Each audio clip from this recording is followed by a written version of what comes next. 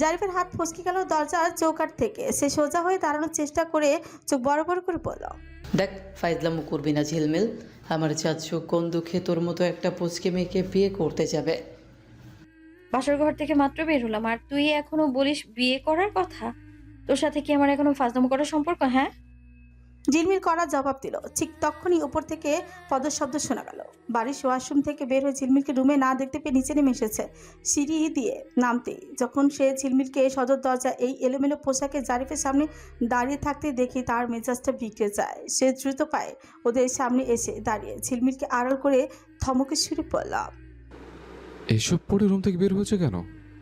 তো যাও রুমে যাও, কাপড় পাল্টে এসো। বারিশের কণ্ঠস্বর এবার বেশ কড়াই। ঝিলমিল পাল্টা কিছু একটা বলতেই চাইল, কিন্তু বারিশ তাকে থামিয়ে দিয়ে চোখ রাঙিয়ে বলল। যেতে বলেছি আমি। স্বামী সেই রাগী চোখে চাহনি দেখে আর দাঁড়িয়ে থাকার সাহস পেল না মির্জা। হনহন করে সিঁড়ি দিয়ে উপরে চলে যেতে লাগলো। তবে যেতে যেতে তার কানে ভেসে এলো জারিফের তীব্র আর্তনাদ মাখানো কণ্ঠস্বর।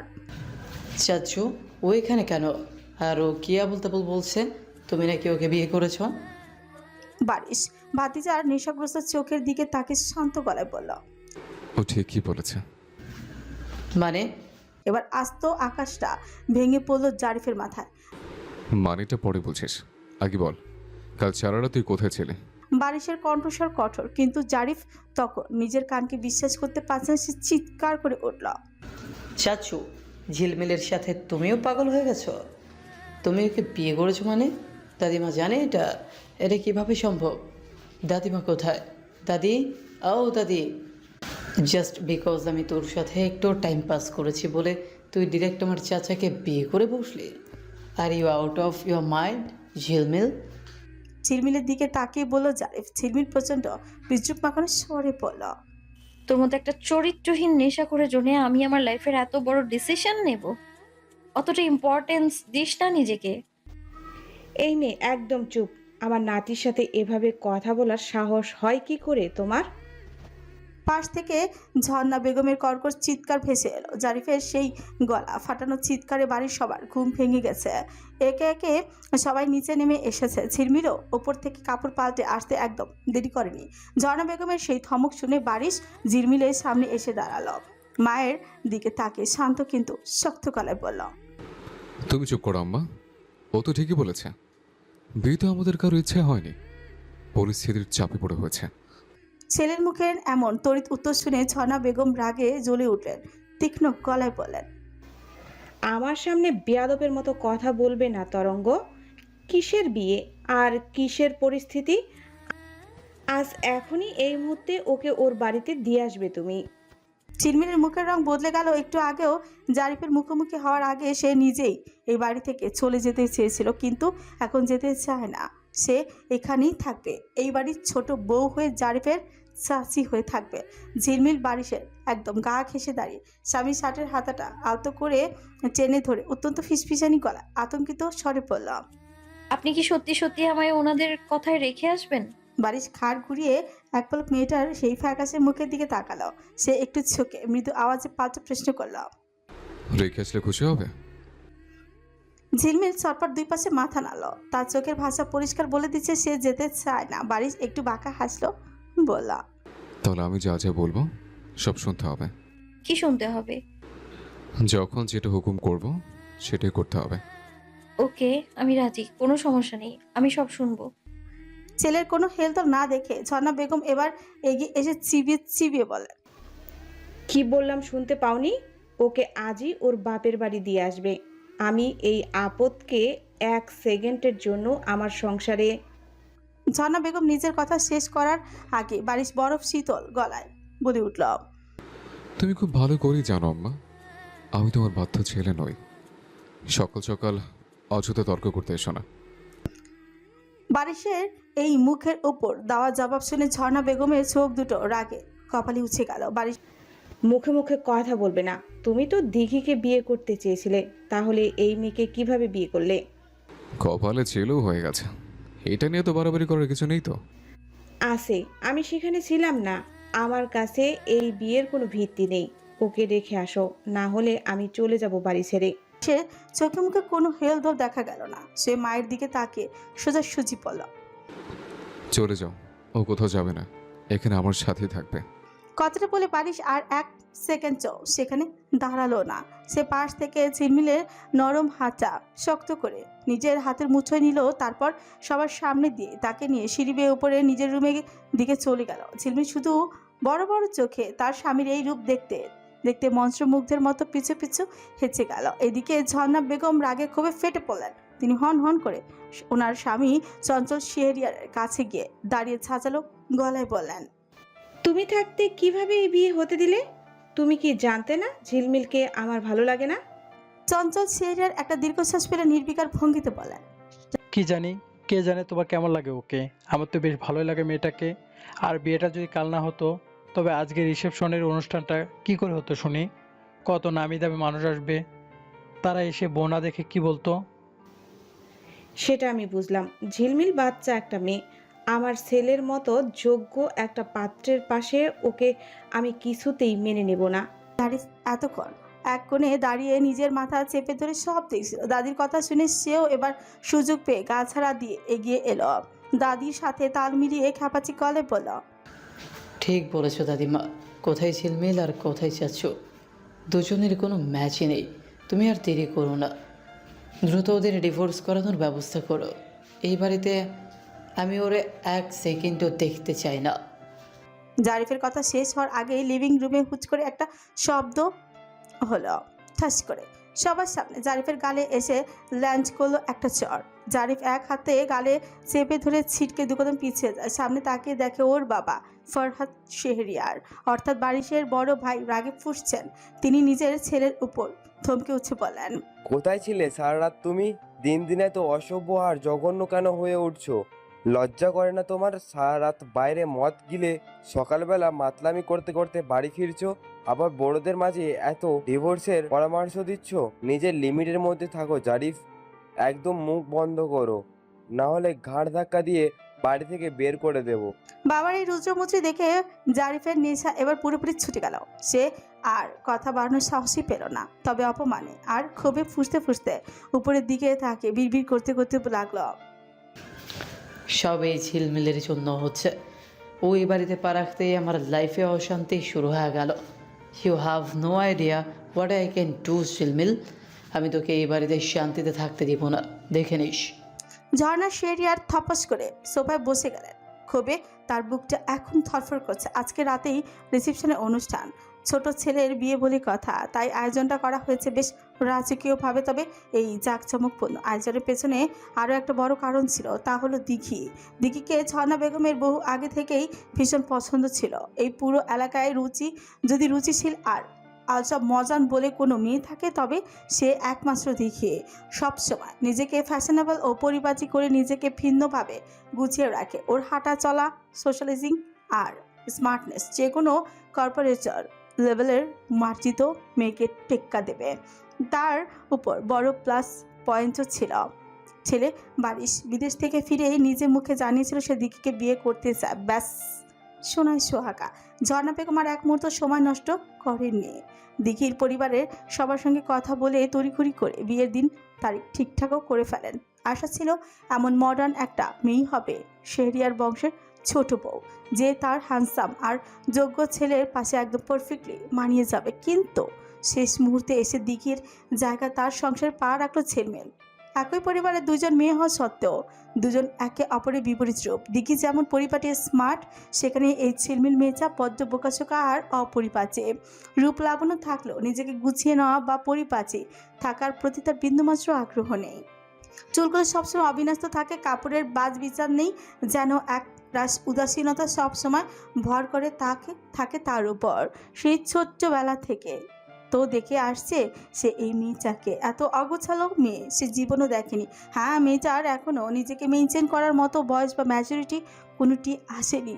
এখনও তো ও কৈশোরের খামখেয়ালিপনাতেই আটকে আছে। আরও কয়েকটা বছর যাক, মেয়েটা একটু দিন দুনিয়াদারি শিখুক, তারপরেই ওর বয়সী কোনো পাত্রের সাথে ওর বিয়ে হবে। সেটা তো স্বাভাবিক। তার ছেলের সঙ্গে কেন? কোথায় সে perfect?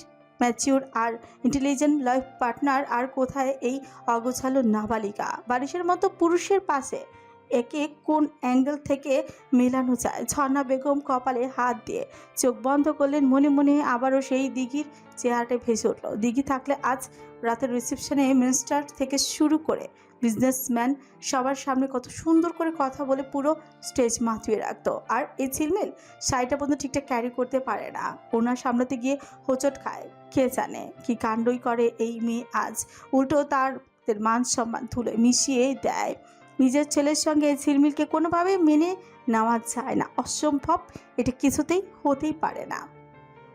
Thank you so much বারিশ চাচু। আপনাকে যতটা খারাপ মনে করেছিলাম আপনি কিন্তু তেমনটা নন মোটেও। ভালোই আপনি। Again thank you. রুমে পা রাখার পরপর থেকে ঝিলমিল এক নাগারে বারিশের গুণগান গেয়ে যাচ্ছে। ওর এই অনর্গল বকবকানিতে অতিষ্ঠ হয়ে বারিশ ঘুমোতে যাওয়ার জন্য পা বাড়িয়েও থমকে দাঁড়ালো। পেছনে ঘুরে ফিকুচকে পড়ল। তুমি কি এবার একটু থামবে? ঝিলমিল সেদিকে পাত্তা না দিয়ে এবার বেলকনির দিকে এগিয়ে গেল। রেলিংয়ে হাত রেখে পড়ল। আমি সত্যি ইমপ্রেসড। আমার জন্য আপনি নিজের মায়ের সাথে ওভাবে তর্ক করলেন। ওয়াও।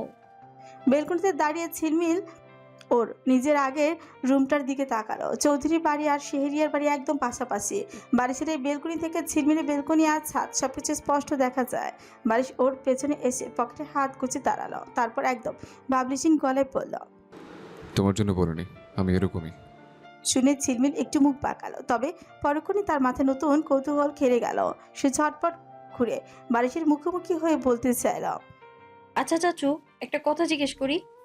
মেয়ের কথা আর শেষ হলো না। বারিশ আচমকা এক পা এগিয়ে এসে এক হাত দিয়ে ঝিলমিলের নরম গাল দুটো শক্ত করে চেপে ধরে তার চোখ দুইটা আচমকায় বেশ বিপজ্জনক দেখালো। সে চিবিয়ে চিবিয়ে বলল, আর একটা বার যদি ওই চাচ্চু শব্দটা তোমার মুখ থেকে বের হয়েছে, তবে একদম এখান থেকে নিচে ফেলে দেবো।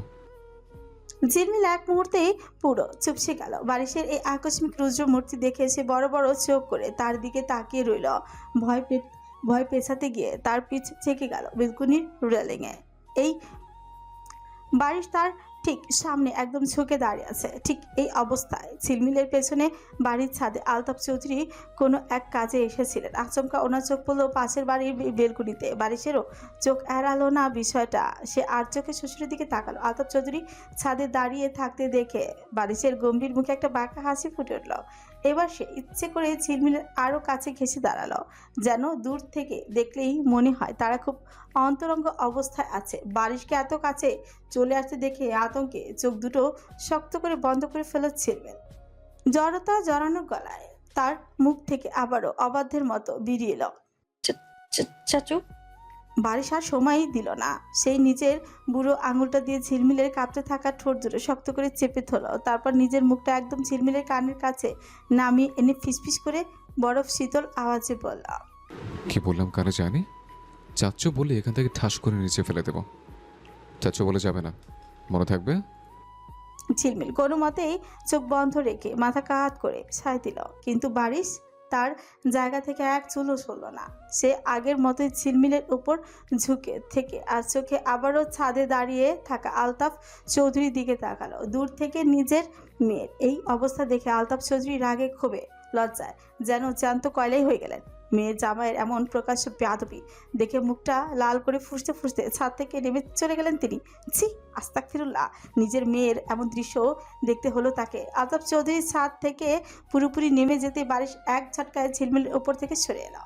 ওর স্পর্শ থেকে মুক্তি পেয়ে ঝিলমিল ধরফর করে চোখ খুলে লম্বা একটা শ্বাস নিল, যেন এতক্ষণে মেয়েটা একটু হাঁপ ছেড়ে বাঁচল।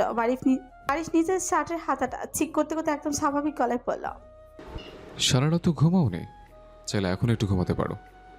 আমার এখন ঘুম আসবে না। বারিশের চোখ এখনো ছাদে আটকে আছে আর মিটিমিটি হাসছে। তাদেরকে ঝিলমিল বলল, আপনি হাসছেন কেন? তুমি বুঝবে না।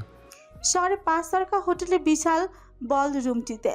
এখন আলোয় আলোয় ঝলমল করছে শেহরিয়ার পরিবারের ছোট ছেলের রিসেপশন আজ। তাই পুরো শহরের নামি দামি ব্যবসায়ী রাজনীতিবিদরা এসে ভিড় জমিয়েছেন। স্টেজের চারপাশে রাজকীয় ফুলের সুবাস আর ক্যামেরার ফ্ল্যাশের আলোয় মুখরিত। এই জমকালো মঞ্চের ঠিক মাঝখানে ভারী একটা লেহেঙ্গা, গা ভর্তি গহনা আর চড়া মেকআপে পুরো সং সেজে বসে আছে ঝিলমিল। ভেতরে ভেতরে তার যে কি পরিমাণ বিরক্তি লাগছে তা কেবল সেই জানে। স্বাভাবিক সময়ে যেই মেয়ে জিন্স কুর্তি আর ওড়না সামলাতে হিমশিম খায়, আজ সে এত ওজনের জিনিসপত্র, ভারী নেকলেসটা গলায় বিঁধছে, লেহেঙ্গার পিনগুলো বারবার চামড়ায় গিয়ে ফুটছে। অসহ্য হয়ে যাচ্ছে ঝিলমিল, কিন্তু উপায় নেই।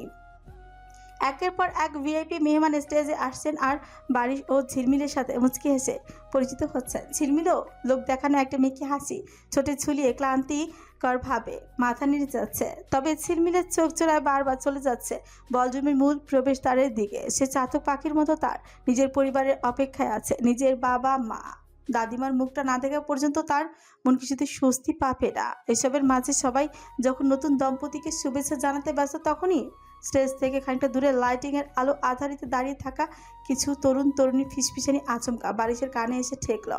বারিশের শ্রবণ শক্তি বরাবরই তীক্ষ্ণ। পারফিউমের কড়া গন্ধ, মৃদু মিউজিকের আওয়াজ ভেদ করে সেই বিষাক্ত কথাগুলো সরাসরি ওর মস্তিষ্কে গিয়ে আঘাত করলো। বারিশ আর চোখে সেদিকে তাকায়। জারিফের বন্ধুদের গ্রুপের একজন জারিফকে কুনি দিয়ে গুঁতো মেরে পিছুপ করে বলছে, এই মেয়েটার সাথেই না তোর রিলেশন ছিল জারিফ? আমাদের বাসির স্যারের সাথে এই ঝিলমিল কিভাবে সম্ভব ভাই?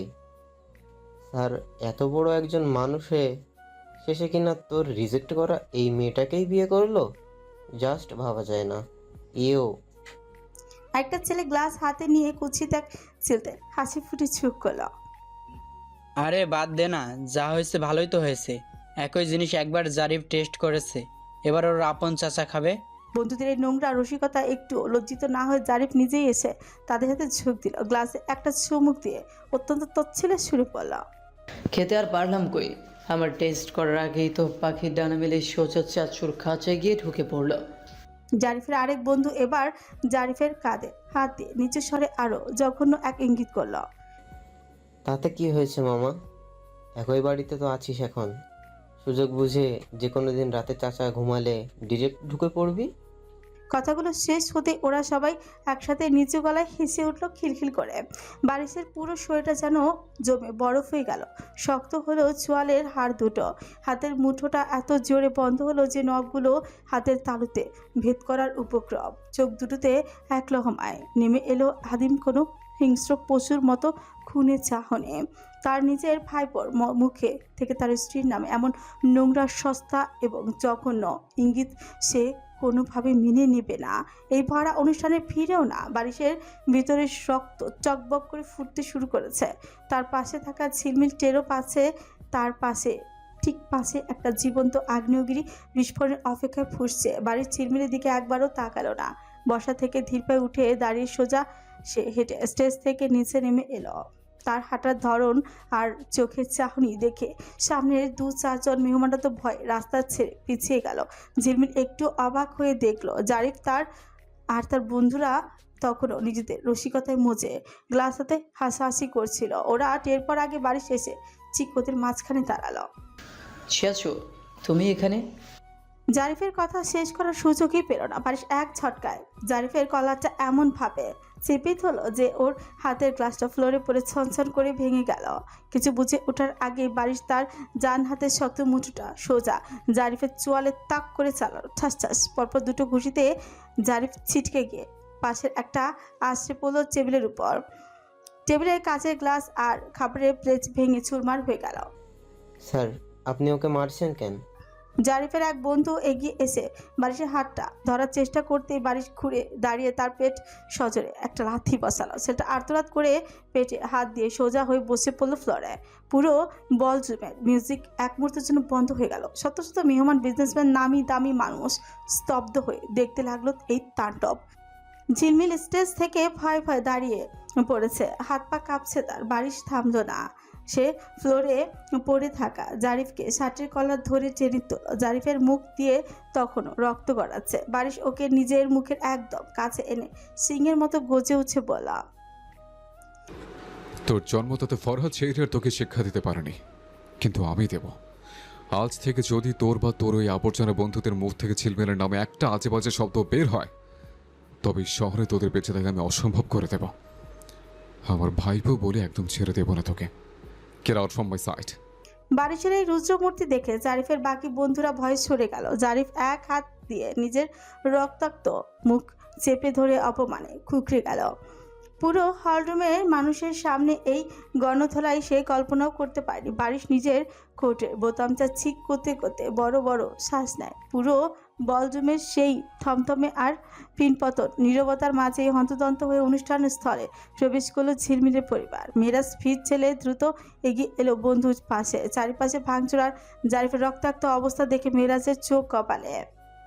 কি হয়েছে এখানে? বারিশ মেরাজের কোনো প্রশ্নের উত্তর না দিয়ে জারিফের দিকে তাকিয়ে গমগমে গলায় বলল, বের হয়েছে এখান থেকে, চোখের সামনে থেকে যা।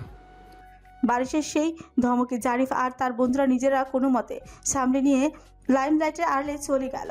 এদিকে ঝিলমিলের দাদিমা, বাবা আলতাফ চৌধুরী আর মা নাজমা তারা দ্রুত মেহমানদের ভিড় ছেলে স্টেজের উপর ঝিলমিলের কাছে ছুটে গেলেন। দাদিমা ঝিলমিলের দুটো হাত নিজের মুঠোয় নিয়ে হাকুল হয়ে বললেন, কি হয়েছে জাহান সোনা? অমন জড়সড় হয়ে কাঁদছো কেন তুমি? নাজমা বেগম আর আলতাফ চৌধুরীও মেয়ের ফ্যাকাশে মুখের দিকে তাকিয়ে অত্যন্ত উদ্বিগ্ন হয়ে একের পর এক প্রশ্ন করতে লাগলেন। ঝিলমিল তখনও ভয় আর আতঙ্কে কাঁপছিল। সে কোনো উত্তর না দিয়ে মায়ের কোলে থাকা নিজের ছোট ভাই জিহানকে কোলে নিয়ে একটু দূরে মেরাজের পাশে দাঁড়িয়ে থাকা বারিশের পিছের দিকে তাকে অসহায় গলায় ফিসফিস করলাম, আমি সত্যিই জানি না দাদিমা কি হয়েছে। উনি হঠাৎ এমন রেগে গিয়ে কেন সবাইকে ওভাবে মারতে শুরু করলেন, আমি কিছুই বুঝতে পারছি না। দাদিমা, দোহাই তোমাদের, আজকে আমাকে তোমাদের সঙ্গে বাড়ি নিয়ে যাও। উনি যদি রেগে গিয়ে আমাকেও মারে। কাঁচের গ্লাসে বরফের কিউবগুলো চামচের সাথে লেগে চুংচাং শব্দ তুলছে। এক হাতে জ্বলন্ত সিগারেটের ফিল্টারটা ঠোঁটে চেপে ধরে ধোয়া ছালো মেয়েটা, অন্য হাতে আলতো করে ধরা ড্রিঙ্কসের ক্রিস্টাল গ্লাস। অবিন্যস্ত চুলে ক্লান্ত চোখ দুটো নিয়ে সে টেবিলের অপর ভর দিয়ে ক্লাবের ডান্স ফ্লোরে নাচতে থাকা মাতাল মানুষগুলোর দিকে তাকিয়ে আছে। স্পিকারে গানের লাইনগুলোর সাথে আপন মনে বিড়বিড় করে ঠোঁট মেলাচ্ছে ও। তার পুরো টেবিল জুড়ে বসে থাকা বন্ধুরা গভীর কৌতূহল নিয়ে এতক্ষণ ধরে শুধু ওর এই খামখেয়ালি রূপটাই দেখছিল। সহ্য করতে না পেরে গ্রুপের একজন ওর হাত থেকে গ্লাসটা কেড়ে নেওয়ার চেষ্টা করে বলল, টানা 2 দিন ধরে তুই এসব খাচ্ছিস দেখি, এবার অন্তত একটু থাম, নিজের লিভারটা 12টা বাজাবেন নাকি? পাশের থেকে আরেকজন বন্ধু কপালে ভাঁজ ফেলে যোগ করলাম, আরে ভাই, ওর প্রবলেমটা কোথায়? ও কেমন ছেলে চায়? যার সাথে ওর বিয়ে ঠিক হয়েছিল সে ছিল তো লাখে একটা, handsome, successful, family background strong. তারপরেও ওই মেয়ে বিয়ের আসর থেকে কেন পালালো? গ্রুপের একটা মেয়ে এবার দিঘির একদম কাছাকাছি ঘেসে এসে ফিসফিস করে পড়ল,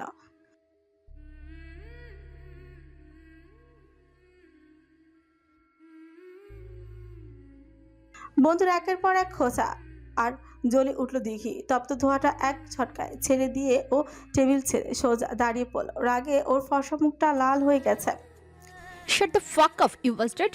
Just shut your goddamn mouth. তোদের এই ফালতু গসিপ আর সস্তা লজিক এবার বন্ধ করবে। আমার লাইফ, আমার ডিসিশন। কার সাথে আমার বিয়ে হচ্ছিল আর আমি কেন পালিয়েছি সেটা নিয়ে তোদের এত মাথা ব্যথা কেন? Just mind your own fucking business and leave me alone. বলে সে টেবিল ছেড়ে চলে গেল। সোজা এগিয়ে গেল ডান্স ফ্লোরের দিকে।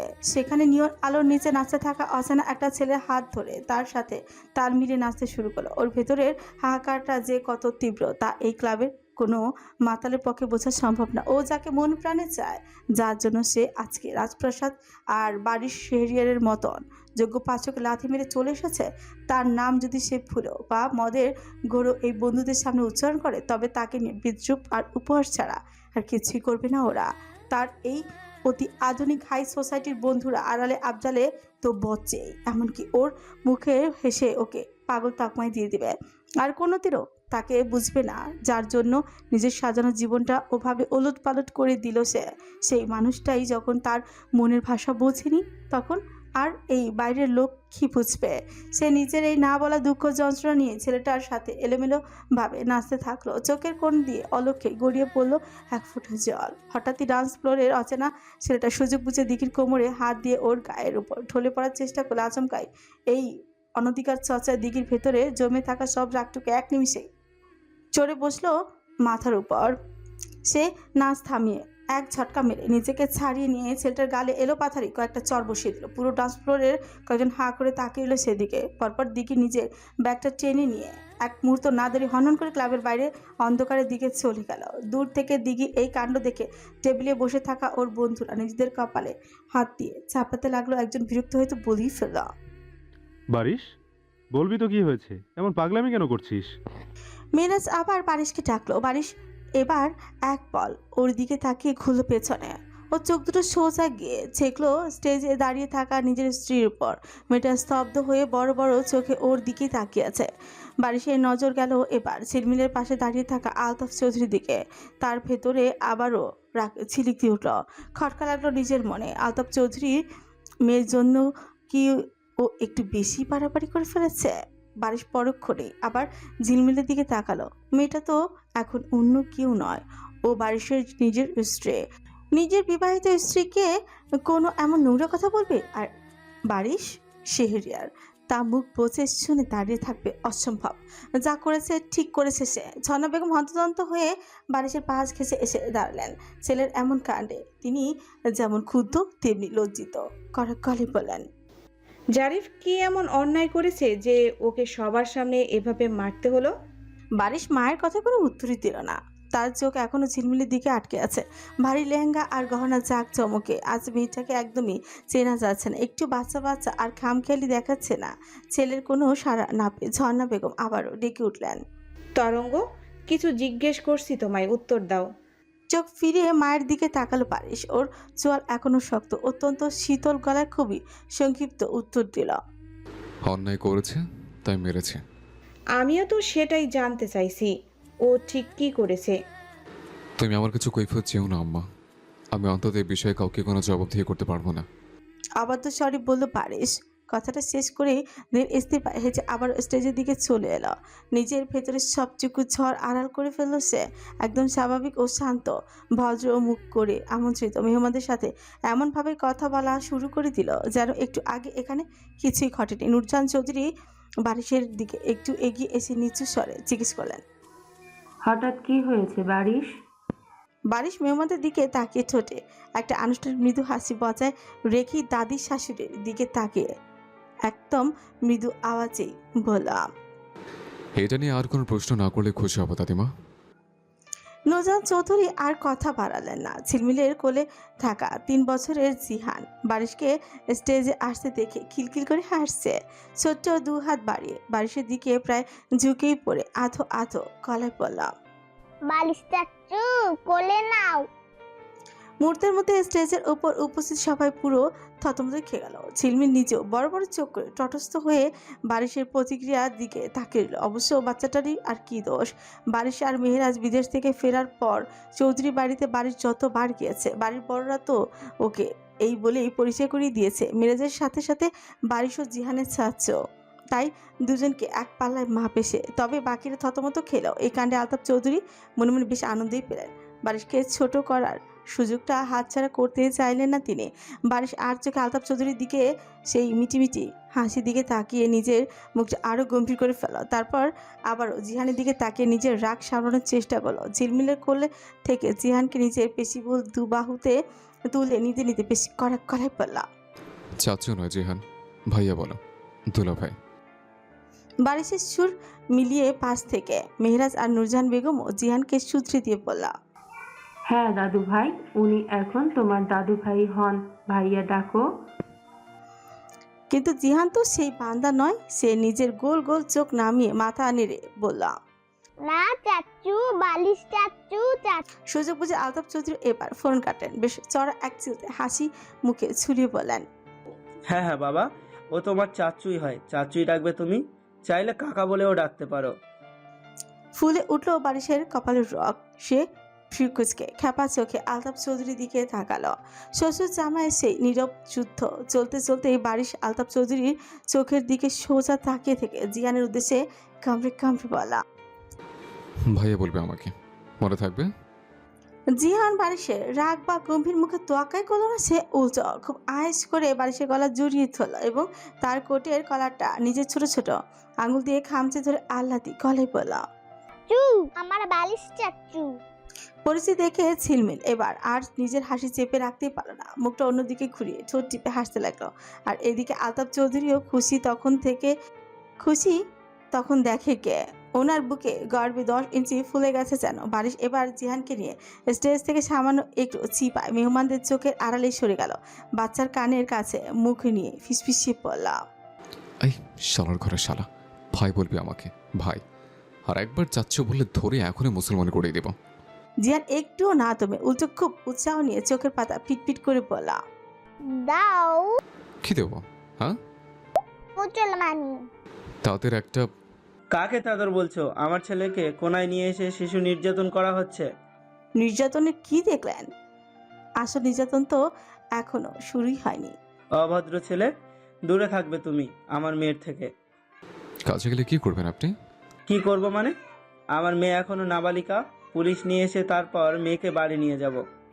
নিয়ে আসুন, যাতে জানি আপনার পরিবার আমার কাছে জোর করে ওকে বিয়ে দিয়েছে। পুলিশ আবার আমাকে না নিয়ে আপনাদেরই ধরে না নিয়ে যায়। হুমকি দিচ্ছ তুমি আমায়? আপনি আমার ছোটবেলার স্যার, তার উপর আবার আমার একমাত্র শ্বশুর মশাই। আপনাকে এইভাবে হুমকি দেওয়া কি আমার সাজে বলুন? এত বড় বেয়াদব তো আমি নই স্যার। বারিশের এমন গা জ্বালানো কথায় রাগে জ্বলে উঠল আলতাফ চৌধুরী। 420 কোথাকার? 3 মাস জাস্ট 3টা মাস যেতে দাও। আমি আমার মেয়েকে কিছুতেই তোমার মতো 420 সাথে সংসার করতে দিব না। আলতাফ চৌধুরী এমন হুঁশিয়ারিতে বারিশের চেহারা এক চুলো নড়চড় হলো না। সে ঠোঁটে শয়তানি হাসি ফুটিয়ে বলল, তাই নাকি স্যার? আচ্ছা, ওই দেখুন দূরে কেমন ধামাকা গান বাজছে, শুনতে পাচ্ছেন? বারিশ সাউন্ড স্পিকার থেকে ভেসে আসা গানের চড়া বিচের দিকে ইঙ্গিত করলো এবং আলতাফ চৌধুরীর মুখের ওপর তাকিয়ে নিজের কাজ নাচিয়ে রীতিমতো গানের লাইনের সাথে তাল মিলিয়ে একটু সুর করে আহরে উঠল, জামাই আমি হিট, সবার সাথে ফিট, বলবে সবাই চকবাজিতে জামাই 420।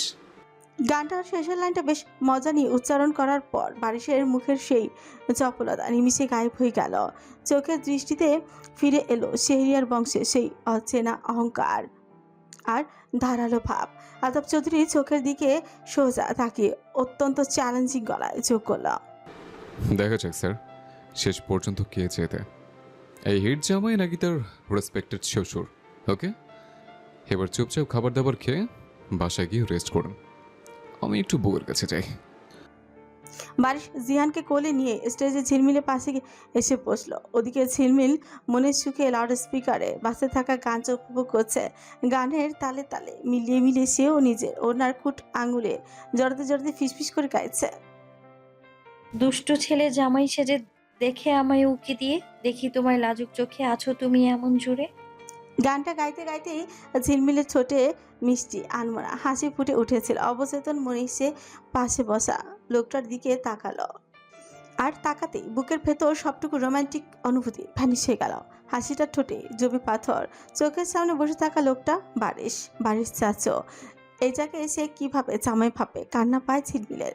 এত এত ফ্রেন্ড তার, অথচ ইরান ছাড়া কেউ নেই। কত শত রঙিন স্বপ্ন ছিল তার, নিজের বিয়ে নিয়ে নাচবে গাইবে বান্ধবীদের নিয়ে হুই হুল্লোড় করবে, অথচ জীবনের সবচেয়ে স্পেশাল দিনে সেই কিনা একটা হিটলারের পাশে পুতুলের মতো সেজে বসে আছে। ঝিলমিলের ইচ্ছে করলো এখনই এইসব ছেড়ে ছুড়ে ফেলে দিয়ে চিৎকার করে কেঁদে উঠতে, সব ওই জিরাফের জন্য। না হলে সে জীবনেও দাদিমার কথায় রাজি হতো না। ঝর্ণা বেগম নূরজাহান চৌধুরীর কাছে এসে দাঁড়ালেন।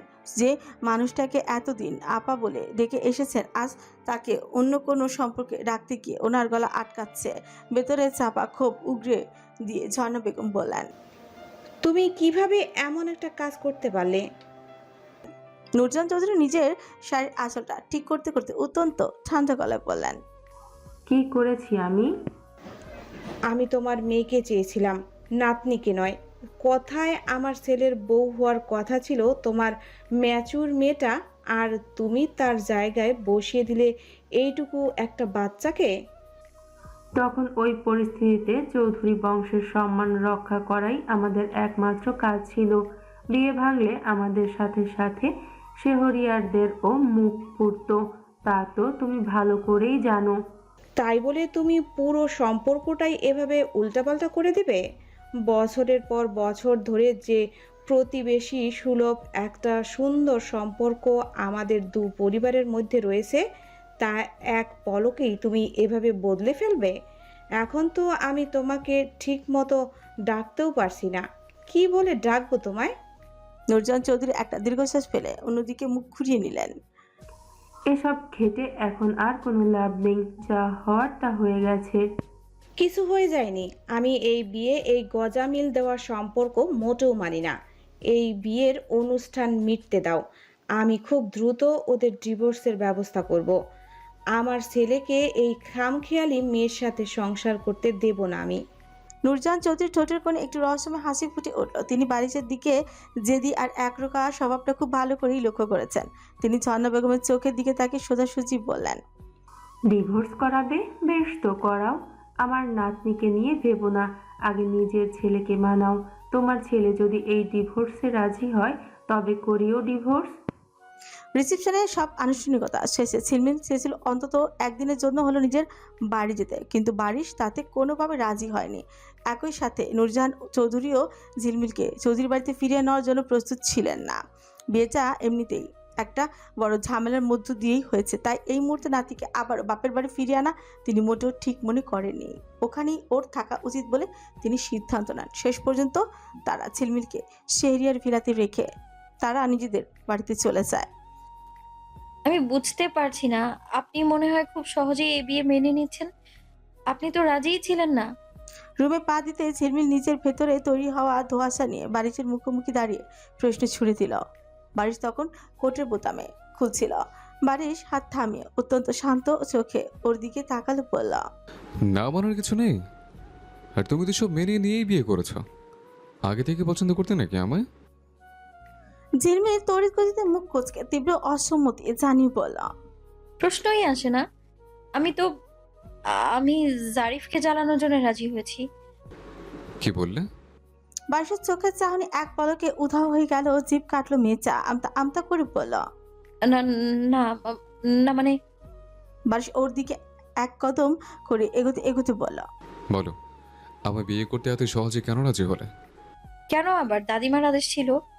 বারিশকে এত কাছে আসতে দেখে ঝিলমিল ঘাবড়ে গিয়ে পেছাতে লাগলো। ওর প্রতিটি পদক্ষেপের সাথে দূরত্ব কমিয়ে আনলো বারিশ। তুমি যে কত বাধ্য মেয়ে তা আমার খুব ভালোভাবে জানা আছে। বলো, কেন রাজি হলে? ঝিলমিল পেছাতে পেছাতে এক পর্যায়ে থপ করে গিয়ে আটকালো বিছানার পাশে, কিন্তু বারিশের এগিয়ে আসা থামলো না।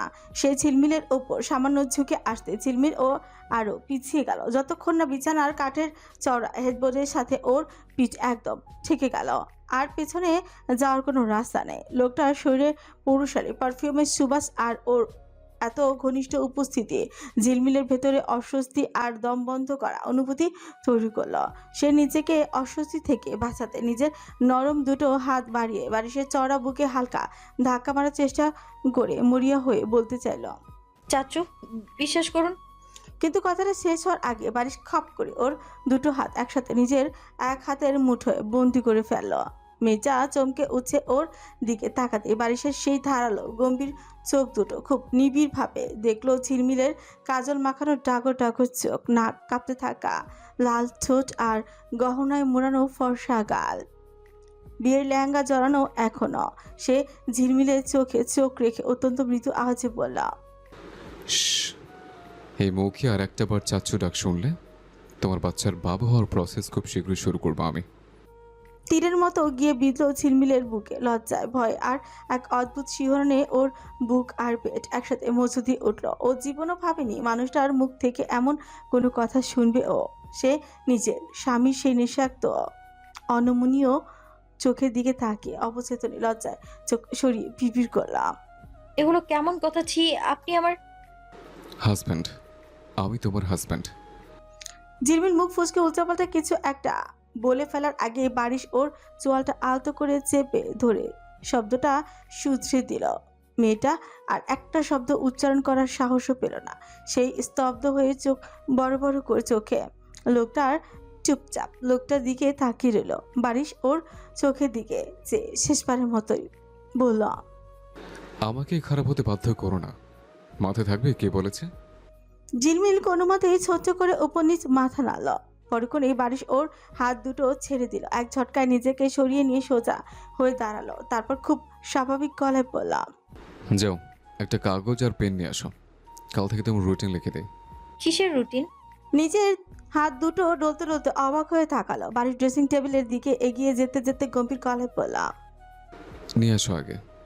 ঝিলমিল রুমের এক কোণ থেকে কাগজ আর কলম এনে দিতেই বারিশ ড্রেসিং টেবিলের সামনে চেয়ারটায় গিয়ে বসলো। কোনো কথা না বলে সে গভীর মনোযোগ দিয়ে লিখতে শুরু করলো। প্রায় 10 মিনিট কেটে গেল। ততক্ষণে ঝিলমিল ওয়াশরুম থেকে কাপড় পাল্টে বের হয়ে এসেছে। ও বের হতেই বারিশ হাতের কলমটা থামালো। কাগজটা ঝিলমিলের দিকে বাড়িয়ে দিয়ে একদম শটান গলায় বললাম, কাল সকাল থেকে রুটিনটা অক্ষরে অক্ষরে ফলো করবে। এখন ঘুমিয়ে পড়ো। ঝিলমিল বেশ দ্বিধা আর সংশয় নিয়ে কাগজটা হাতে নিল। কৌতূহল সামলাতে না পেরে ও মনোযোগ দিয়ে পড়া শুরু করলো। আর যত এগোতে লাগলো ওর চোখ দুটো বিস্ময় ততই বড় হতে লাগলো। ঠোঁট দুটো আপনি হা হয়ে গেল। শক্ত হয়ে এসে ধপ করে বিছানার ওপর বসে পড়লো। নিজের চোখকে বিশ্বাস করতে না পেরে ও প্রথম থেকে আবার রিং পড়তে লাগলো। কাগজে অত্যন্ত স্পষ্ট অক্ষরে লেখা, ডেইলি রুটিন ও ডিসিপ্লিন চার্ট। 4টা AM থেকে 4:45 AM ঘুম থেকে ওঠা, ফ্রেশ হওয়া এবং ফজরের নামাজ আদায়। 4:45 AM 7টা AM কলেজের সিলেবাস অনুযায়ী সকালের পড়া সব শেষ করা, কোনো ফাঁকিবাজি চলবে না। 7টা AM থেকে 8টা AM রান্নাঘরে গিয়ে শুধুমাত্র বারিশের পছন্দ অনুযায়ী সকালের নাস্তা তৈরি ও পরিবেশন। 8টা AM 8:45 AM নাস্তা শেষ করে কলেজের জন্য রেডি হওয়া। 8:45 AM বারিশের সাথে একসাথে গাড়িতে করে কলেজের উদ্দেশ্যে রওনা। 2:30 PM থেকে 3:30 PM কলেজ থেকে ফেরা। চেঞ্জ করে বারিশের ব্যবহৃত কলেজের পোশাক নিজ হাতে পরিষ্কার করা, ওয়াশিং মেশিন ব্যবহার নিষেধ। 3:30 PM থেকে 4:30 PM বারিশের জন্য দুপুরের লাঞ্চ স্পেশালভাবে তৈরি করা। 4:30 PM থেকে 6টা PM বারিশের কাছে উপস্থিত হয়ে কলেজের পড়া রিভিশন দেওয়া ও পড়া ধরা। 6টা PM থেকে 7টা PM মাগরিবের নামাজ ও বারিশের জন্য বিকেলের হালকা নাস্তা চা তৈরি। 7টা PM থেকে 10টা PM বারিশের দেওয়া সমস্ত হোমওয়ার্ক ও অ্যাসাইনমেন্ট কমপ্লিট করা। 10টা PM রাতের খাবার বানিয়ে খাবার খেয়ে সোজা বিছানায় যাওয়া। রুটির নিচে আরও কী কঠিন নিয়মকানুন লেখা ছিল তা পড়ার ধৈর্য ঝিলমিলের আর থাকলো না। ওর আগে ফুসতে ফুসতে কাগজটা বিছানা আছাড় মেরে বললাম, মানে কি এসবের? আমি এগুলো করব মানে? আপনার এই বিশাল বাড়িতে রাঁধুনি আছে, শেফ আছে, কাপড় ধোয়ার জন্য ওয়াশিং মেশিন আছে, তাহলে আমি কেন এইসব করতে যাব? হ্যাঁ, সকালে তোমাকে বলেছিলাম আমার এখানে থাকতে হলে আমার সব হুকুম মেনে চলতে হবে। তুমি নিজেও মাথা নেড়ে রাজি হয়েছিলে। এখন যদি এগুলো তোমার নিয়মে না কুলায় তবে স্পষ্ট করে বলো, আমি এখনই তোমায় তোমার বাপের বাড়ি রেখে আসছি।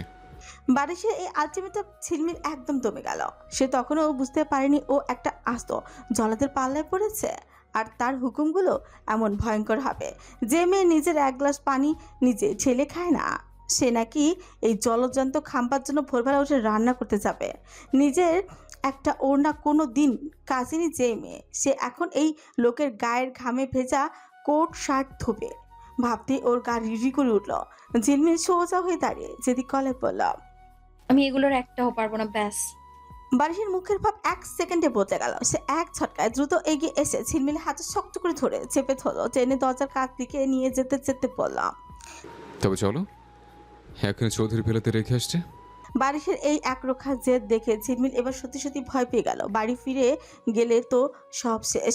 ও যে কারণে বিয়ে করেছে, যা তার উদ্দেশ্য, তার কিছুই হবে না। উল্টো জারিফ আরও হাসবে, ফিসচুপ করবে, আর দাদিমা তো ওকে ঢুকতেই দিবে না। ঝিলমিল ছিটকে নিজের হাতটা ছাড়ানোর চেষ্টা করে বলা, না, আমি যাব না। তাহলে চুপচাপ যা বলেছে চোখ কান বন্ধ করে পালন করো। বারিশের গলার স্বর বরফের মতো ঝাঁঝা, কান্নায় টইটুম্বুর হয়ে উঠল মেয়েটার চোখ দুটো। কম্পিত গলায় অত্যন্ত অসহায় ভাবে বলা, আপনি কেন আমার সঙ্গে এমন করছেন? আমি কেন এগুলো করব বলুন তো? আমি এগুলোর একটা কাজও পারি না। প্লিজ পড়ালেখা বাদে বাকি সব রুটিন কেটে দিন। বারিশ ওর ওই কান্না ভেজা মুখের দিকে এক পলক তাকালো, কিন্তু তার মনে বিন্দুমাত্র দয়া হলো না। সে নিজের হাত ঘড়ির দিকে তাকিয়ে বলল, ঘুমিয়ে পড়ো, কালকে ভোর থেকে অনেক কাজ করতে হবে তোমায়, এনার্জি বাঁচাও।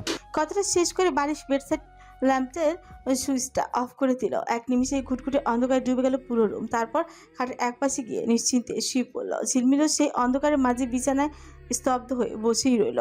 ওর এক হাতে তখনও সেই রুটিনের কাগজটা ধরা। অন্ধকারের মাঝে কাগজটা দেখা না গেলেও ওটার প্রতিটি শব্দ ঝিলমিলের মনে হচ্ছিল তার স্বাধীনতার উপর এক একটা মরণ কামড়। সে চাইলেও এই মুহূর্তে চলে যেতে পারত, কিন্তু জারিফ তো ওর সাথে অন্যায় করেছে। এভাবে অর্ধেক পথ ছেড়ে চলে গেলে জারিফ ওকে আরও জঘন্য কথা শোনাবে। 2 মাস আগেও তার জীবনটা কতটা সুন্দর ছিল ভাবতেই ওর বুকটা ভেঙে আসছে কান্নায়। তখন না ছিল জারিফের থেকে পাওয়া প্রতারণা, আর না ছিল এই বারিশ। 2 মাস আগে আকাশ জুড়ে মেঘের ঘন ঘন পুরো ধরনের ধূসর চাদরে ঢাকা। মেঘের সেই গাঢ় অন্ধকারে বিকেলের আলো টুকু ম্লান হয়ে চারিপাশটাকে সন্ধ্যার মতো থমথমে দেখাচ্ছে। চৌধুরী পিলার এক কোণে ঝিলমিলের শোবার ঘরের জানালা, সেই জানলা ঘেঁষে দাঁড়িয়ে থাকা ডালপালা ছড়ানো পেয়ারা গাছটা বাতাসে মৃদু দুলছে। জানালায় রাখা ছোট্ট সাউন্ড বক্স থেকে ভেসে আসছে রিমঝিমি ধারাতে গানের সুর।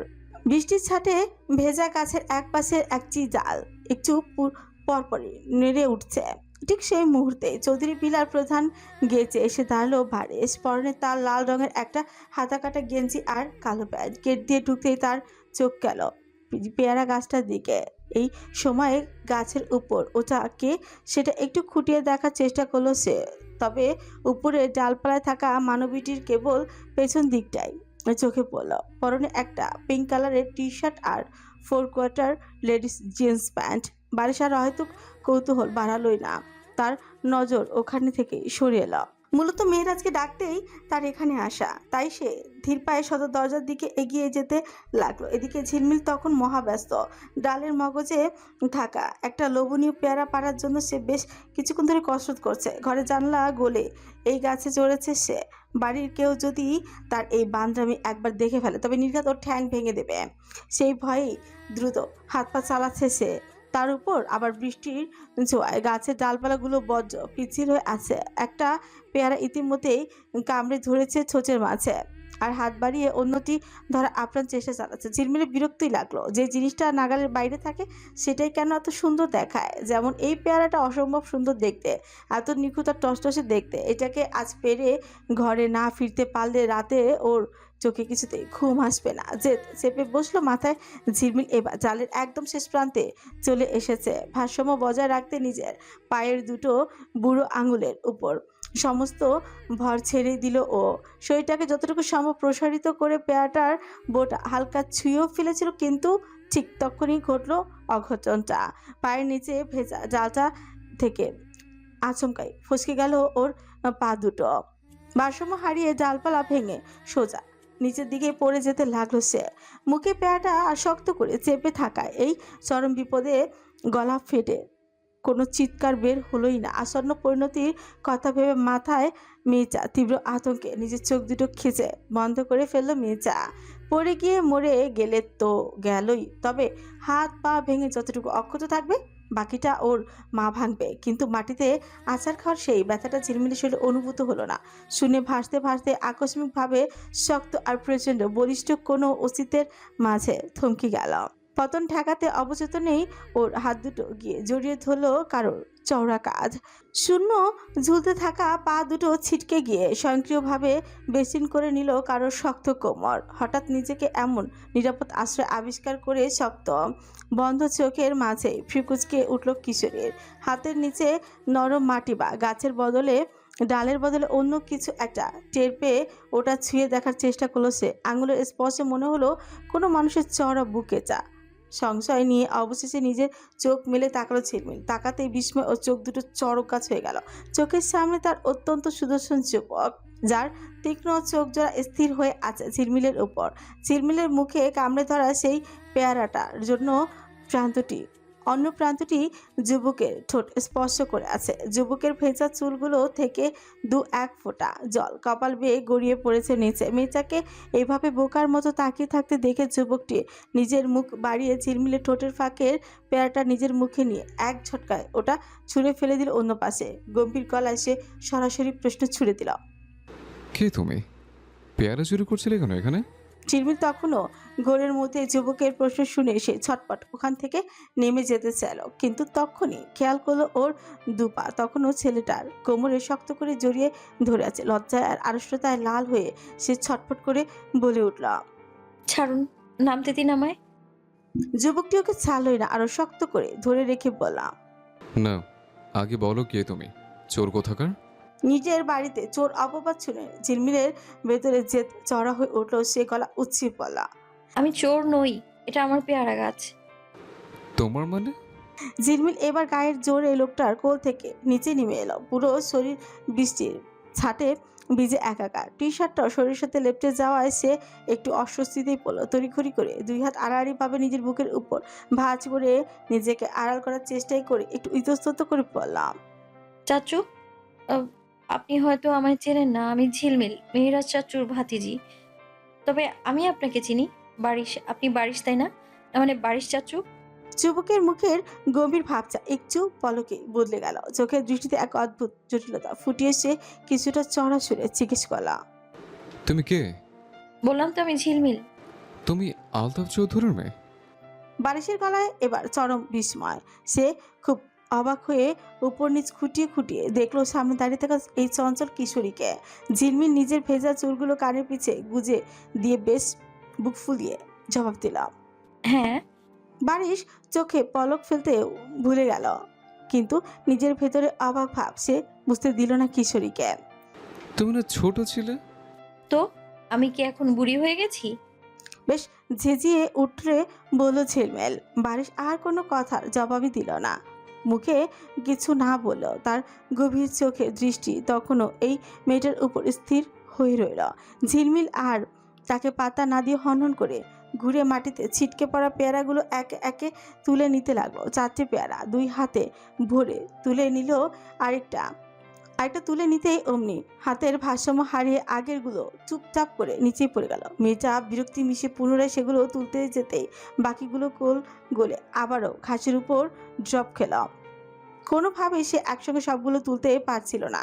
ঝিলমিলের কাণ্ড কারখানা বাড়ি চুপচাপ দাঁড়িয়ে দেখছিল। এক পর্যায়ে সে ধীর পা এগিয়ে এসে নিজের বড় এক হাতের মুঠোয় মাটিতে পড়ে থাকা সব কটা পেয়ারা অনায়াসে তুলে নিল। তারপর বেশ হুকুমের সুরে বলল, ভেতরে যাও, আমি এগুলো নিয়ে দিচ্ছি।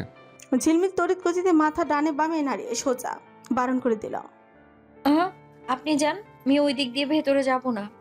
ভ্রু ভাঁজ ফেলে গম্ভীর গলায় জানতে চাইল বারিশ, কেন?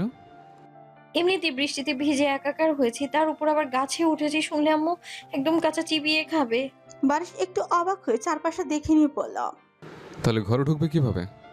কেন এখান দিয়ে?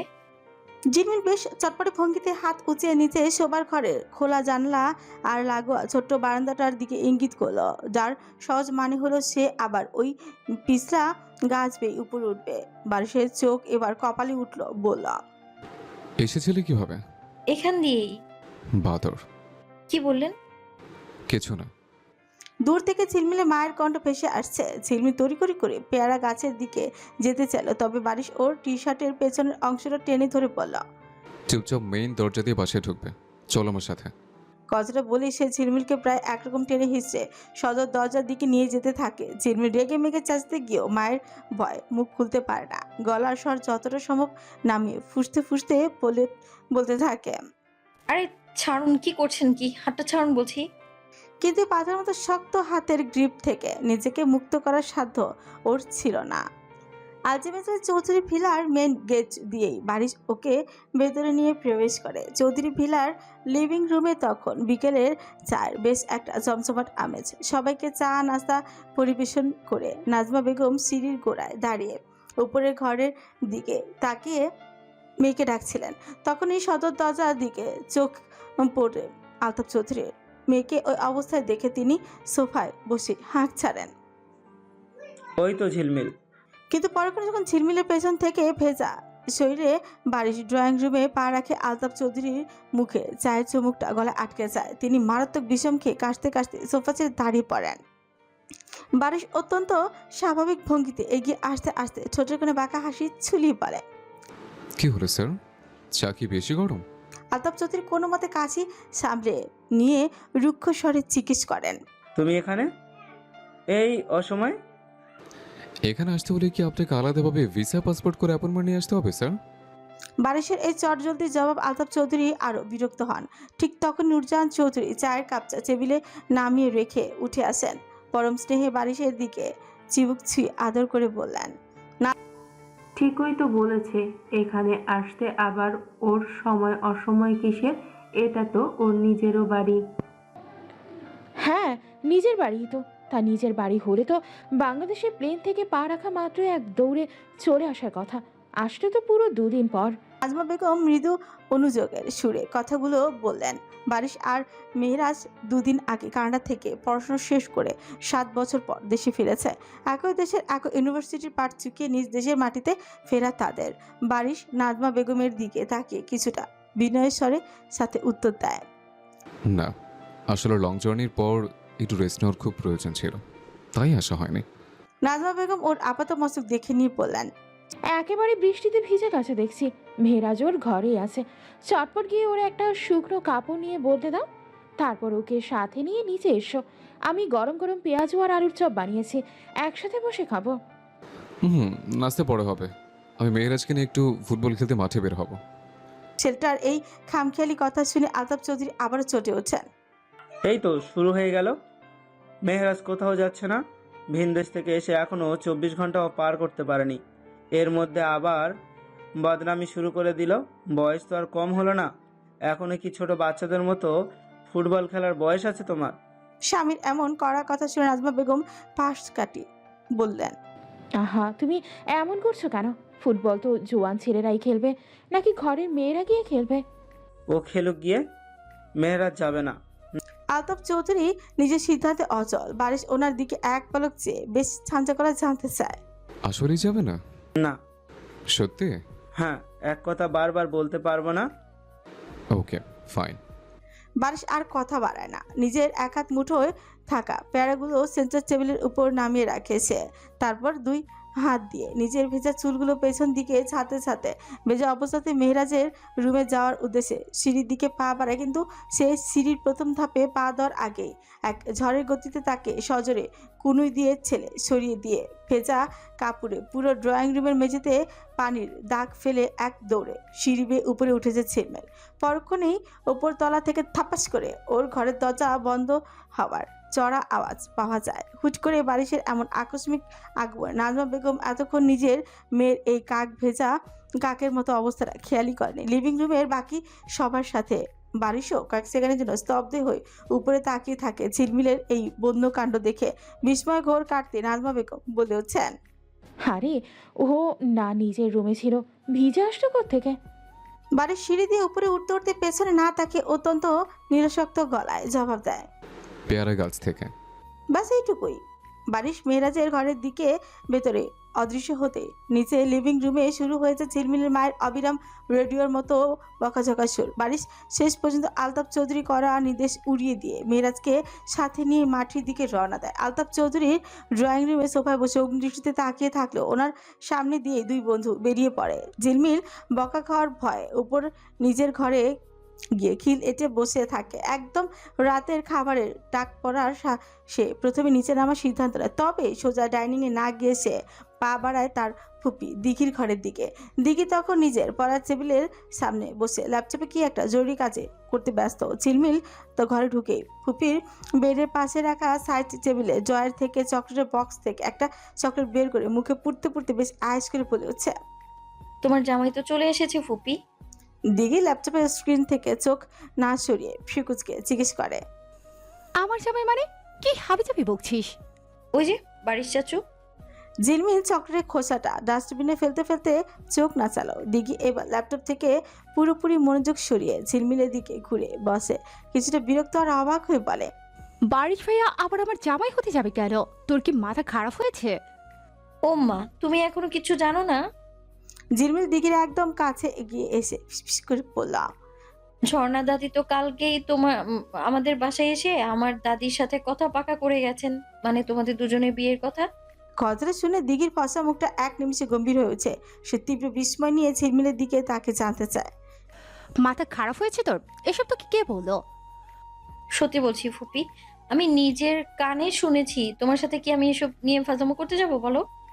দিঘির মনের ভেতর অদ্ভুত তোলপা শুরু হয়েছে। সে নিজের ভেতর উদ্বেগ চেপে রেখে ধীর গলায় জিজ্ঞেস করল, মা কি বলেছে এই ব্যাপারে? দাদিমা তো খুব খুশি, মানে উনি এক পায়ে রাজি।